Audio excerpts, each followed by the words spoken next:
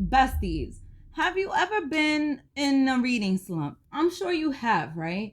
Or I'm sure you're going through that whole like seasonal depression stage. I think most of us is going through that like right now. Why is it that during the fall that happens? Usually when October comes around, I look forward to it so it could take me out of that. Did October succeed is the question. So, oh. All right, Ginnie, we're not gonna kill ourselves with the book, but you know what? This is like a brick. That was the worst book to kind of like do this with. But anyways, one of the books I read in October is The Final Empire by Brandon Sanderson. Oh, and listen up, besties. All right, I gotta show off these nails again in case you missed it in my last video. But yes, look, they beautiful. Michael Myers. And by the way, you're gonna see me doing all of this a lot. I don't know how to act when I have nails, especially ones that I really love.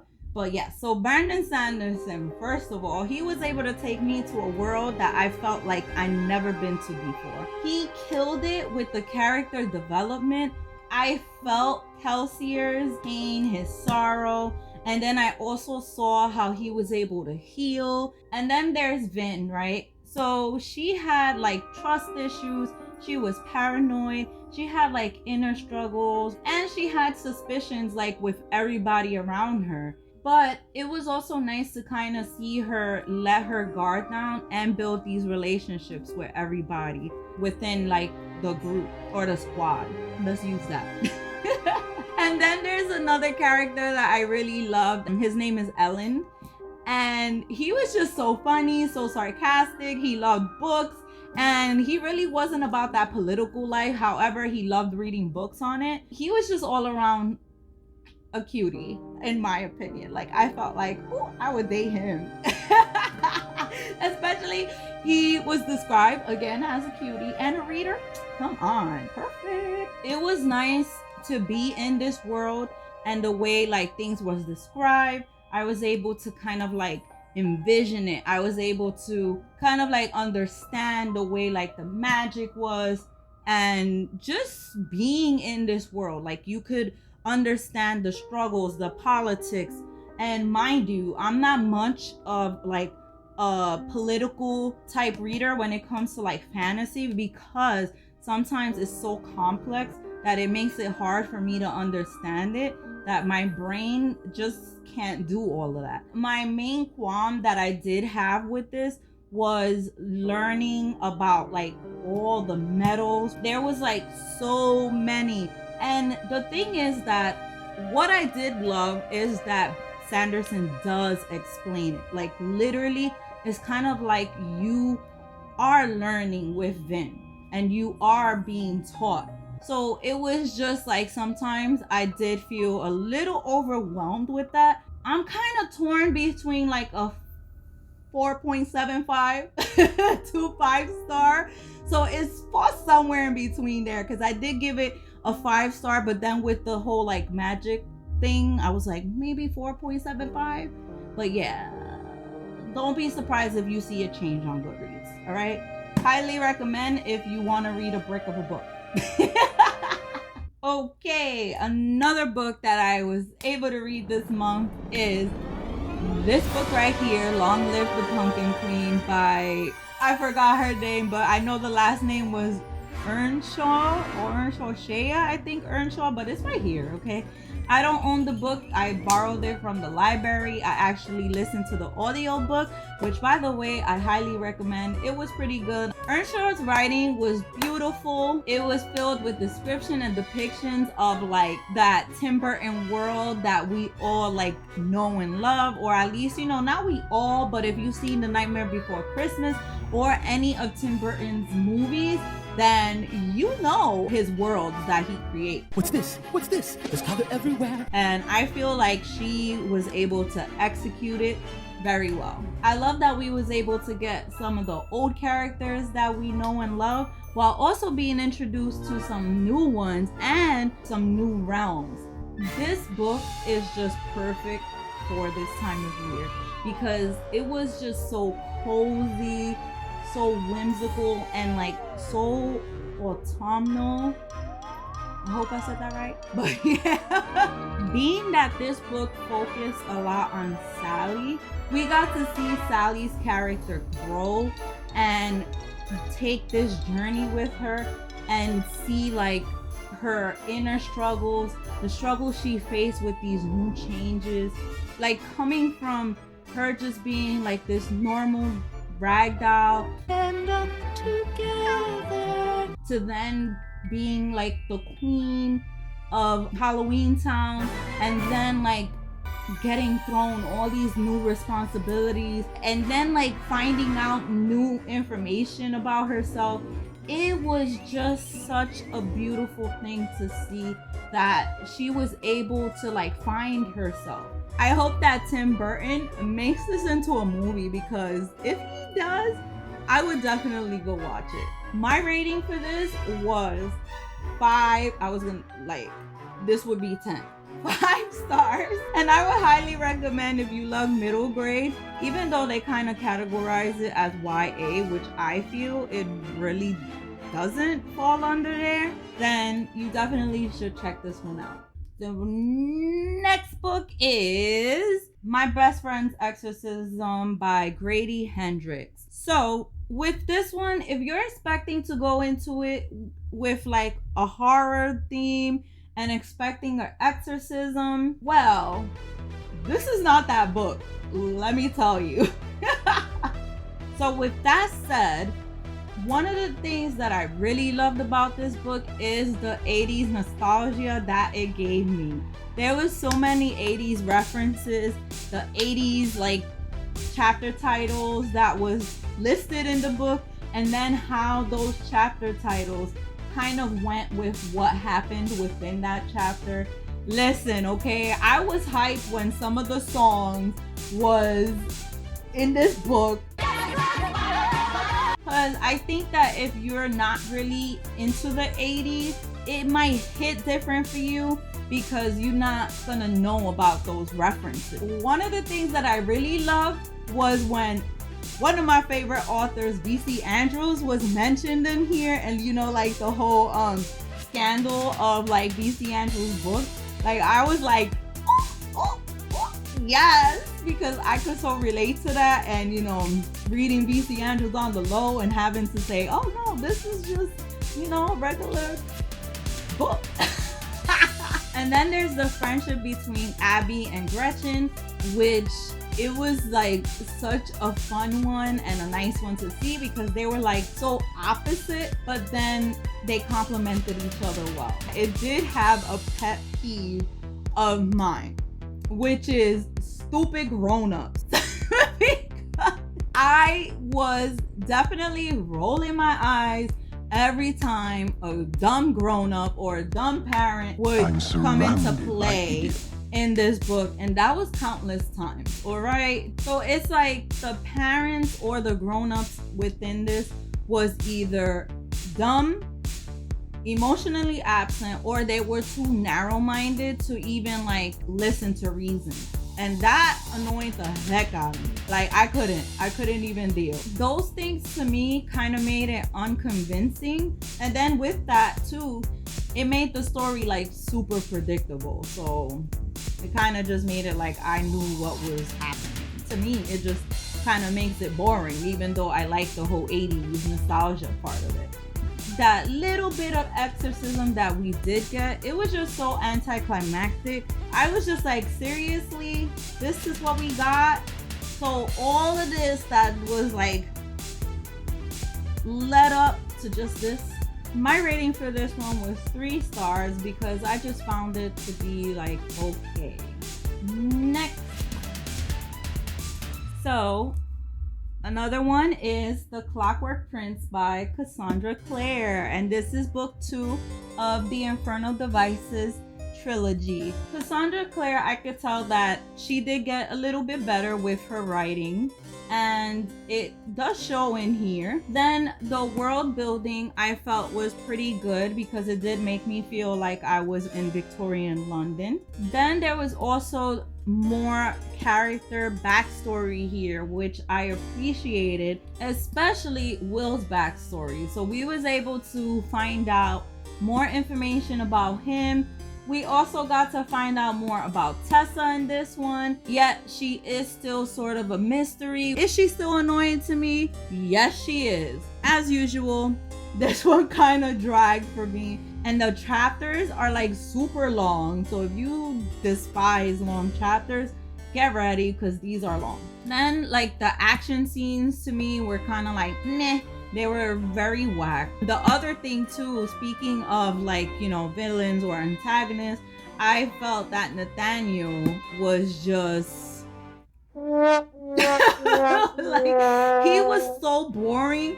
I felt like he really didn't add to the story. So yeah, which makes it a drag and just a little bit boring in my opinion. The love triangle, the dreaded love triangle, which I so hate. I hate that trope with a passion because it's just annoying. It really is. The love triangle in here, quite honestly, it makes me want to puke. I can't understand why so many people love it and they claim that it's like the best one written. I don't see it. I really don't see it. First of all, it's two best friends, which sometimes that is always the case, which that's why I can't stand it because it's always repetitive. And then it annoyed me how Tessa was constantly thinking of Will while she was with Jem. So how can that be a love triangle? Like, if you're constantly thinking of Will. So then for that, be with Will, don't be with Jem. Because then it's kind of like, then you don't really love Jem. So how is that a love triangle? Jem deserves better, and that's it. Like, just don't be with Jem. Because if you're being with him out of pity, he does not need that. Move along, Tessa. Okay? All right.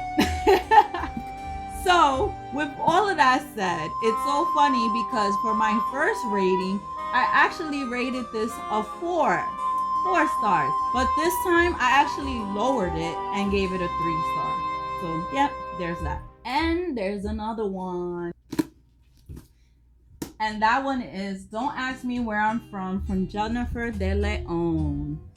And guys, for me, this one was a great debut by the author. It was character driven, thought provoking, and I felt it was wonderfully written. It covered a lot of real life issues such as illegal immigration, deportation, racism, opposing political views, segregation, biracial relationships, LGBTQ+, and discrimination. I found it compelling and pretty informative. I really appreciated Liliana's character development as the story went on and seeing like those changes, however, also not fully losing herself as she grew and while being in this school, this like prestigious school. So now remember all the various topics that it was covering? Well, this was also a problem because there was just too many subplots and then there was stuff that wasn't fully covered. So it kind of made things feel like rushed in a sense. And then it also left things like unanswered. Then there was the other trope that I cannot stand, which is that insta love trope. And I'm like, oh my God, why must these tropes be in here? Oh, the romance stuff was kind of just thrown in there. And I kind of feel like even though, you know, yeah, we understand that she's a teen, so, you know, there has to be some kind of romance, but in a sense, because of all the topics already in here, I feel like we could have just did without that, to be honest. As we got to the ending part, I just felt like, again, it was to me rushed because then everything just started like being thrown in there. All those subplots was just handled perfectly, perfect life. And that was it. So with all of that said, I did give this a 3.5 because I still felt that it did cover a lot of important things. So the next book that I read is Pet Cemetery Loves, and this one was part of my Patreon October read for the month. I am so glad that I was able to read this one, especially in the month of October, because King did not disappoint.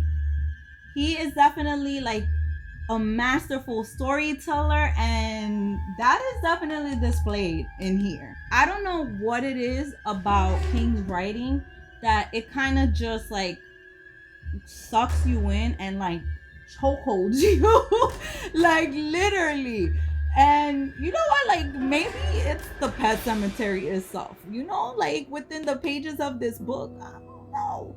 And I actually posted shorts on this book, so you should definitely check that out. I'll link it up here. He gave me everything I like in my horror books, like literally in a box, nice and wrapped with a cute little bow. Yes, a cute little bow, even if it's horror.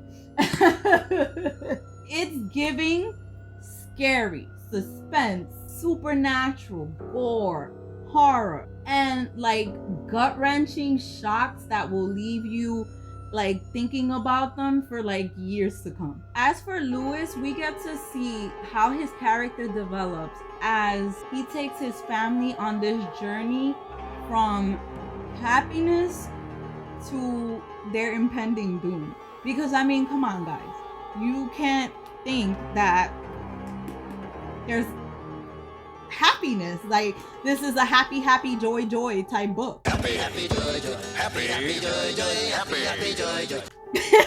Come on, like seriously, I can now understand why King said this is his scariest book yet, because we get the themes of religion, the afterlife, and death. They are so prevalent in here, and it's like it has you thinking so much, like through many perspectives. On top of that, like you get an adult's perspective, you get the child's perspective, you get an older person's perspective, while also seeing and hearing stories and stuff like that. It's just, listen,